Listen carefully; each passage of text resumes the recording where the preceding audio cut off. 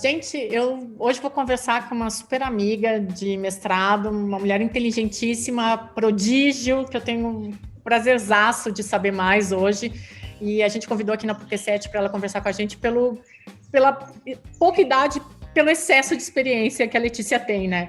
Então, eu nem vou apresentar mais, mas, Letícia, eu queria que tu falasse um pouco quem é a Letícia. Então, conte o seu mestrado, suas passagens pela Itália, tua experiência maravilhosa em marketing digital, e a gente queria te ouvir quem é a Letícia. Obrigada pelo convite, a recíproca é verdadeira. Também estou aqui ao lado de uma amiga que eu admiro muito, uma amiga e uma doutora que eu admiro muito, né? Bom, como a Daisy já me apresentou, meu nome é Letícia Quatel, eu tenho 27 anos e como formação eu sou jornalista, formada pela PUC de Campinas. Por muito incentivo da Daisy, sou mestre em comunicação pela Faculdade Casper Libero, te devo essa, Daisy. Só fazendo um adendo, quando eu estava em dúvida sobre fazer ou não mestrado, foi a Daisy que me deu uma força. E tenho uma especialização em narrativas visuais contemporâneas pela Fondazione Modena Arte Visive, na Itália, onde eu vivi um ano. Atuo diretamente em estudos de curadoria de fotografia, atuando com exposições, enfim. Eu acho que, assim, falar um pouco de mim, eu acho que eu vou me resumir numa palavra, que é adaptabilidade.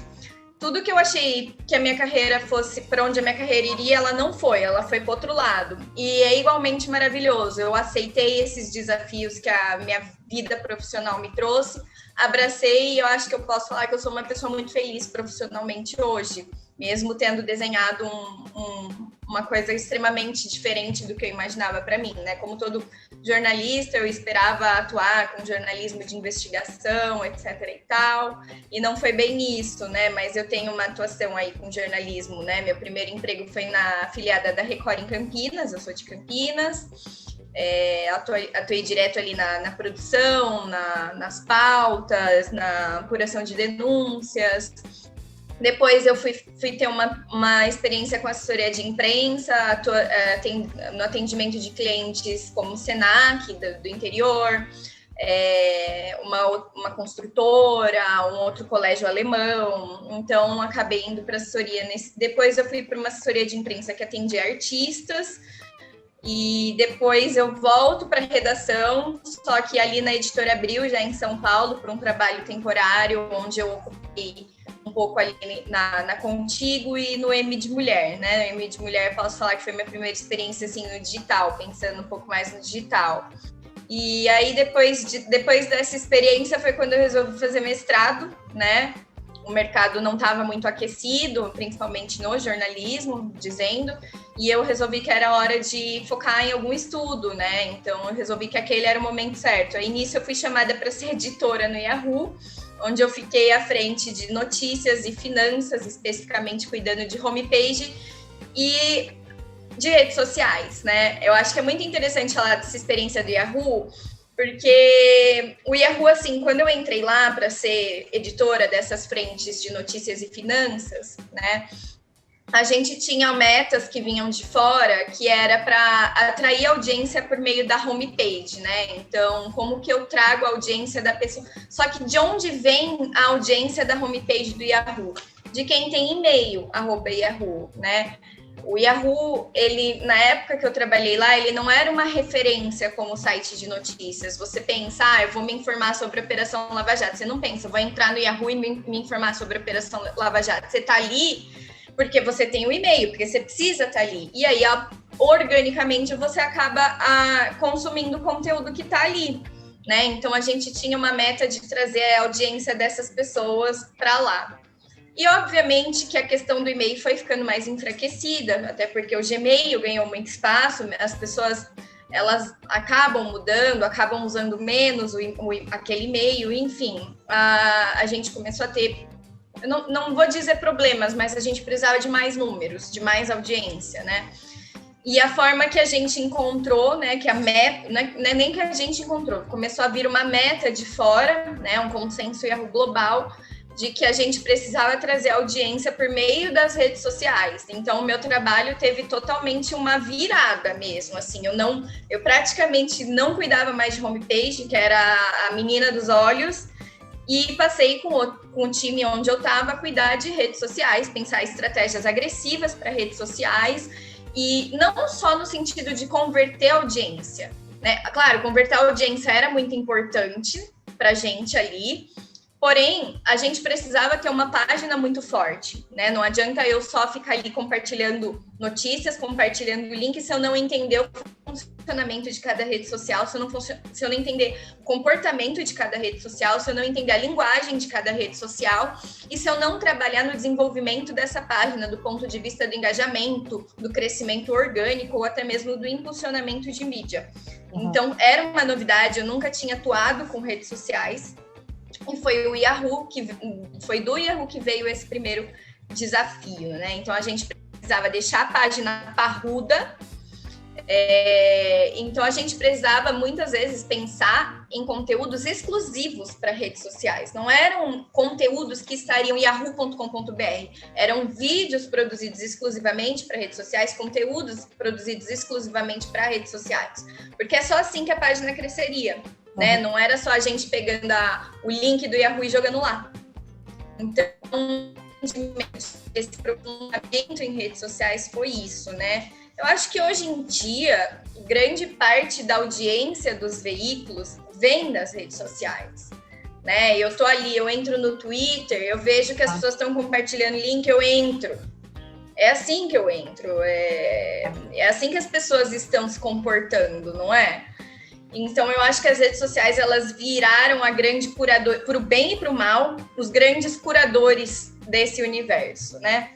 Então, isso tudo para falar do Yahoo, né? Desse desafio que eu fui abraçar no Yahoo, que foi muito, muito legal. A gente fazia ao vivo dentro das páginas, trazia boletim de notícias, aprendi a editar vídeo. Foi realmente uma experiência muito importante para mim nesse sentido, né? Depois eu saio do Yahoo e aí eu vou para um outro universo, que é um universo de... Eu fui construir... foi uma consultoria, não foi um trabalho fixo, né? Mas foi uma consultoria para uma grande marca de cosméticos, que eu não posso citar o nome, mas provavelmente você conhece. E eu fui criar editorias para as páginas deles nas redes sociais. Eu fui pensar o conteúdo, né? Porque o objetivo ali não era olha só que legal, eu tenho esse álcool em gel aqui, eu quero vender esse álcool em gel, olha como o meu álcool em gel é bom. Então, assim, é um consenso de que o conteúdo ajuda a vender melhor do que a publicidade, tá? Por quê? Porque eu não vou te falar o meu álcool em gel é bom. Eu vou te falar por que o álcool em gel é bom, quais os benefícios dele, o que ele faz, o que ele não faz, porque você tem que ter um álcool em gel. E aí, no final de tudo, fica subentendido por que você tem que comprar um álcool em gel e compra o meu álcool em gel, porque sou eu que estou te dando esse conteúdo, né? Então, essa foi a minha experiência com conteúdo para a marca. E aí, depois eu também fui fazer alguns trabalhos temporários no estúdio Abril, estúdio APC, eles chamam Abril Branded Content, né? Porque a Abril tinha uma house ali dentro para atender os clientes, as marcas que faziam publi editoriais, que faziam as campanhas dentro dos veículos da Abril. E aí, nessa experiência, eu eu trabalhei mais na produção de publi editorial, só para deixar, né, para quem não conhece, publi editorial é um material publicitário, porém em formato de reportagem sobre alguma marca, sobre alguma coisa, né? Então, eu fiz isso para a Sesc, Rio de Janeiro, e a Ideias Árvore, uma incorporadora aí em São Paulo. E aí, passado isso, eu fui para a Itália estudar 1 ano, de lá eu contribuí para a Vice, pontualmente, com 2 artigos sobre política, né? E aí voltei, hoje eu trabalho como relações públicas para a área de redes sociais, né? Com posicionamento dentro de redes sociais, posicionamento de porta-vozes dentro de redes sociais de uma instituição financeira. Então, essa aí é um pouco da minha... que é a minha ocupação atual. Muito feliz da vida, inclusive. Essa é a minha história profissional. A gente não pode falar os nomes aqui, mas diga-se de passagem, é uma grande instituição financeira, né, que tu trabalha. E, Letícia, tá rolando um case, que eu acho que tu é a melhor pessoa para responder isso. Tá rolando um case aí da Bottega Veneta, que eles são uma marca de luxo, e eles decidiram sair das redes sociais. Então, assim, indo completamente de encontro ao que tu falou, né? Porque a gente precisa das redes sociais, até a gente, muito acadêmica aqui, estuda o Bauman, né? Ele fala, se tu não tá nas redes sociais, tu não existe, né? E a Bottega Veneta surpreendeu todo mundo porque ela decidiu sair das redes sociais. Ela entendeu que os consumidores dela são de luxo e eles não querem essa presença online para não massificar a marca. O que tu acha disso? Eu acho que, assim, é uma decisão... Eu acho que, nesse sentido, não tem certo ou errado, né? Eu acho que é uma decisão que foi pensada e que coincide com o objetivo deles, né? O que eu falo para as pessoas, eu tenho alguns clientes também de redes sociais, quando você vai buscar um serviço de rede social, a primeira pergunta que você tem que se fazer é: por que eu devo estar nas redes sociais, né? Eu devo estar nas redes sociais? Eu sei que a maioria das vezes a resposta vai ser sim, porque é o que você falou, hoje em dia o mundo contemporâneo é dessa forma, se você não está nas redes sociais, você não existe, né? A gente não tem como brigar com isso, né? A gente pode gostar ou não, mas não temos como brigar com isso. Hoje em dia eu não lembro do aniversário da minha mãe se eu não vejo isso no Facebook. Então, isso vale para pessoas e para marcas, né? Agora, eu acho que se as redes sociais, ela pulveriza bastante, né? Assim, ela tem um potencial de alcance muito grande, a gente já sabe disso, mas às vezes para a marca isso não faz sentido.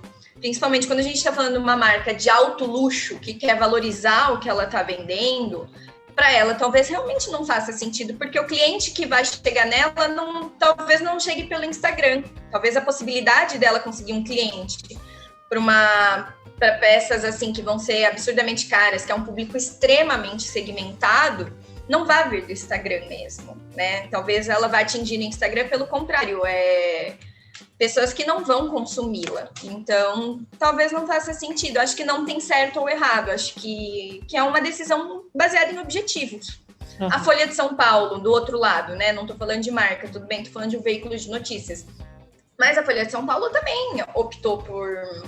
Enquanto muitos veículos estão usando as redes sociais para conseguir público, né? Para conseguir leitor, para conseguir, inclusive, assinante, a Folha de São Paulo tomou uma decisão oposta. A Folha de São Paulo tomou a decisão de deixar as redes sociais, porque, tudo bem, tem uma questão muito mais complexa, que não vai ser o caso da nossa conversa, de não querer fomentar fake news, etc. e tal. Então, eles falaram, quem quer se informar vai entrar no site da Folha e vai se informar pelo site da Folha. Não estamos é uma opção arriscada, mas se para eles faz sentido, não vejo por que não. Uhum. E a gente estava conversando esses dias e aí tu me deu alguns exemplos de casos interessantes, assim, a gente acha, né, que posicionamento digital é tu postar no Stories, tu postar no Instagram, tu abrir um Instagram, tu já sabe de posicionamento digital, né? E aí tu me deu até alguns exemplos, assim, que eu achei super engraçados de posicionamentos que deram errado e alguns que deram muito certo. Inclusive, tu me contou uma história, não sei se tu lembra do menino lá, eu queria que tu contasse essas histórias, assim, o que tu já viu de interessante que deu muito certo e muito errado em posicionamento digital.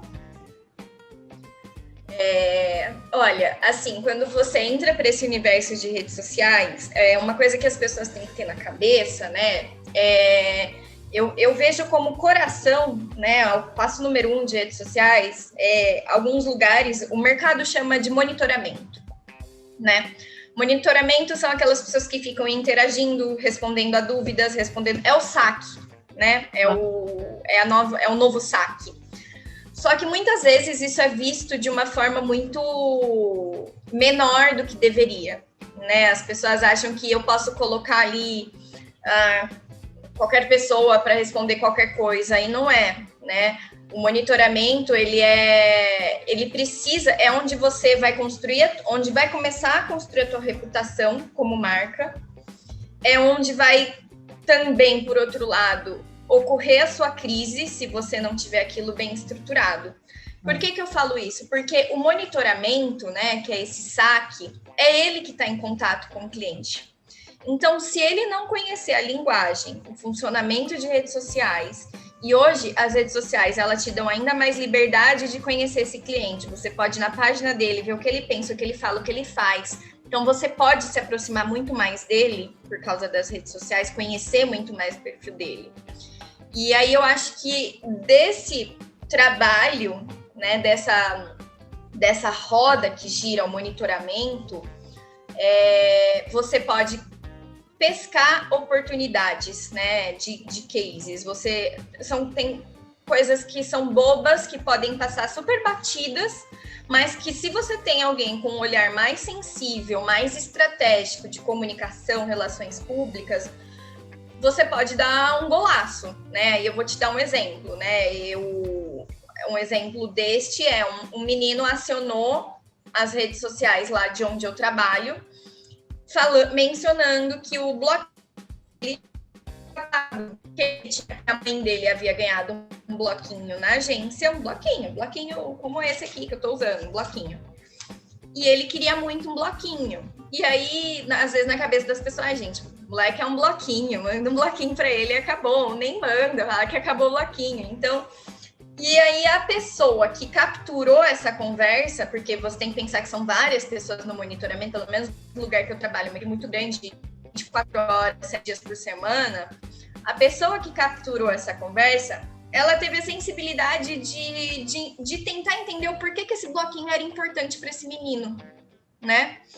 E aí esse menino, a conversa foi para o seguinte patamar. Este menino, ele sofre de uma depressão muito crônica, ele era um artista, um desenhista, ele tinha parado de desenhar por causa da depressão dele, não conseguia mais desenhar, e quando a mãe veio com esse bloquinho para casa, por acaso ele começou a desenhar no bloquinho. Então ele se apegou, esse bloquinho ganhou esse valor simbólico para ele. E a pessoa que conduziu essa conversa, que recebeu esse pedido via redes sociais, ela teve a sensibilidade de sentir desse menino. No fim, a empresa optou por não só mandar um bloquinho, como mandar material profissional de desenho, caixa de lápis de cor, e ainda trouxe o menino para São Paulo para conhecer uma exposição. Então, assim, é muito provável que com um gesto que para a empresa não custa nada, né, mas é de uma sensibilidade, de um valor enorme, esse menino provavelmente nunca mais vai falar mal da nossa marca. Esse menino provavelmente vai defender a nossa marca e vai criar uma relação com a nossa marca eterna. É muito provável que a gente não perca esse cliente, não perca essa mãe como cliente, por causa disso. Então, essa é a importância da humanização dos atendimentos em redes sociais. Eu sei que muitas empresas optam por ter bots, porque os bots eles são mais rápidos para solucionar coisas do dia a dia que demandam respostas mais rápidas, mas eu sou defensora de que se você pode ter um atendimento humano, opte pelo atendimento humano, porque a gente não tem nada mais frustrante. Todos nós somos consumidores, todos nós consumimos alguma coisa e todos nós já usamos as redes sociais ou para fazer uma reclamação ou para pedir uma ajuda ou para qualquer coisa, e não tem nada mais frustrante quando vem uma resposta automática de um bot.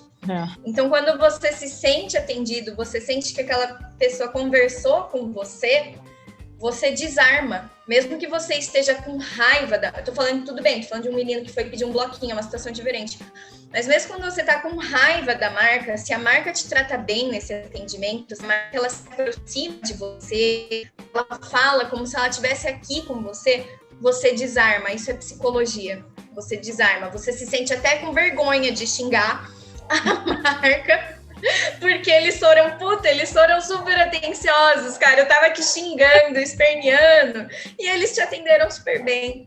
Então, e essa é uma coisa que só o atendimento humano consegue, né? Um caso muito particular, eu comprei uma roupa e a roupa era defeituosa. E aí eu mandei nas redes sociais que a roupa era defeituosa, mas mandei no inbox, né? E eles me responderam super solícitos, não, vamos trocar, não sei o quê, não sei o quê. E eles conversaram comigo, me chamando de Lê. Tipo, e isso para mim funciona, porque eu não gosto que me chamem de Letícia. Quando me chamam de Letícia é muito formal, parece que estão bravos comigo. E o fato dela ter me chamado de Lê já deu um quentinho no coração pela marca, assim. E aí, eles resolveram o meu problema, trocaram a minha roupa, deu tudo certo. E eu fiquei tão feliz com o atendimento deles, por ser rápido, porque você tá nas redes sociais, é para você ser rápido, as coisas não podem ser demoradas. Mas, ao mesmo tempo, eles me conquistaram, porque, além de resolver o meu problema, eles me chamaram de Lê, não foi formal. A gente tem que entender que as redes sociais, nesse sentido de monitoramento, não é um telemarketing. Né? O telemarketing é uma regra, toda uma cartilha de formalidade, de senhora, estarei resolvendo o teu problema. As redes sociais não é isso. As redes sociais é onde as pessoas querem se sentir acolhidas e abraçadas, mais do que com os problemas resolvidos. Claro, eu quero resolver meu problema, eu quero que a minha camisa seja trocada, mas eu quero me sentir abraçada, eu quero ser Lê para eles, entendeu? Eu quero que eu seja amiga deles.